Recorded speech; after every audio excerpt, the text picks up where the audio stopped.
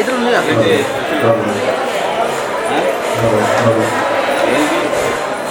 ఎదురు పెట్టారు కనపడ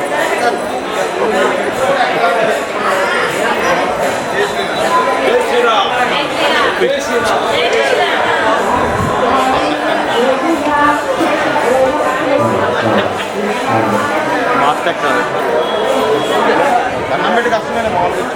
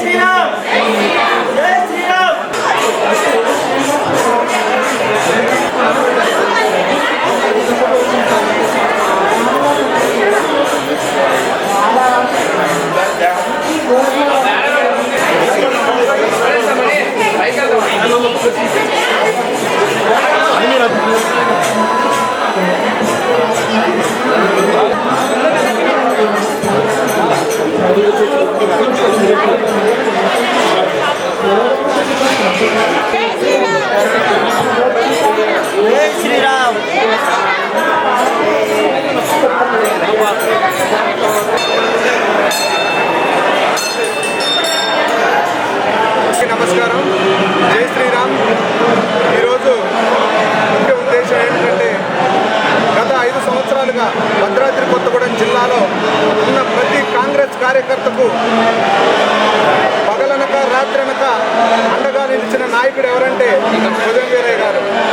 అంతేకాకుండా ఆయన ఎక్కడి నుంచో ములుగు నుంచి వస్తే భద్రాచలం ప్రజలు అత్యధిక మెజారిటీతో గెలిపించారు. ఆ విశ్వాసంతో ఆయన పార్టీ మారకుండా శ్రీరామ చంద్రుల స్వామి ఆశీస్సులతోనే నేను గెలుపొందానని చెప్పి ఈ అధికార టీఆర్ఎస్ పార్టీ ఎన్ని ప్రలోభాలకు గురి చేసినా, ఎన్ని ఆర్థిక ఇబ్బందులు, ఎన్ని అవమానాలు, ఎన్ని అవహేళనలు చేసినా కూడా, ఆయనకు ఎంత ఆర్థిక ఇబ్బందులు ఉన్నా కూడా పార్టీ మారకుండా ఎన్ని అవకాశాలు, మంత్రి పదవి ఇస్తున్నారు, 50 కోట్ల డబ్బును ఆఫర్ చేశారు. అయినా కూడా వాటన్నింటినీ కూడా చిరునవ్వుతో కాదని ప్రతిపక్షంలో నిలబడి ప్రజాస్వామ్యాన్ని బ్రతికించిన నాయకుడు ఎవరైనా ఉన్నారంటే ఉదయం వీరయ్య గారు. కేసీఆర్ ప్రభుత్వం వీరయ్యను, రామయ్యను టార్గెట్ చేస్తూ అనేక కార్యక్రమాలు, అనేక బూటకపు మాటలు చెబుతూ మోసం చేస్తూనే వచ్చారు. మోసాలన్నింటినీ భరించి జై శ్రీరామ్, జై శ్రీరామ్ అంటూ భద్రాచల ప్రజలైన దేవుళ్ళంటూ నిలిచిన నాయకుడు ఉదయం వీరయ్య గారు. అనేక సందర్భాల్లో చెప్పారు, నా తల్లి కష్టాల్లో ఉంటే నేను నా తల్లిని వదిలేసి వెళ్తానా, నేను గిరిజన బిడ్డని, నికార్సైన కాంగ్రెస్ నాయకుడిని, కాంగ్రెస్ పార్టీ కష్టాల్లో ఉందని నేను కాంగ్రెస్ పార్టీని విడుస్తాననుకుంటున్నారా? నా దగ్గర తినడానికి డబ్బులు లేకపోయినా సరే నేను పార్టీ మారను.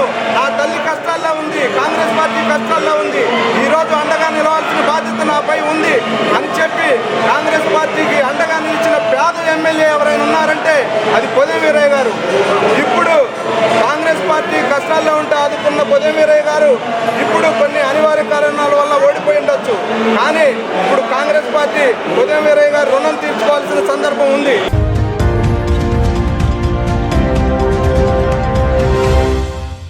ప్రియమైన 8TV ప్రేక్షకులారా, 8TV తాజా వార్తల నోటిఫికేషన్ మీ దరికి ఎప్పటికప్పుడు చేరాలంటే ఇప్పుడే 8TVని సబ్స్క్రైబ్ చేయండి.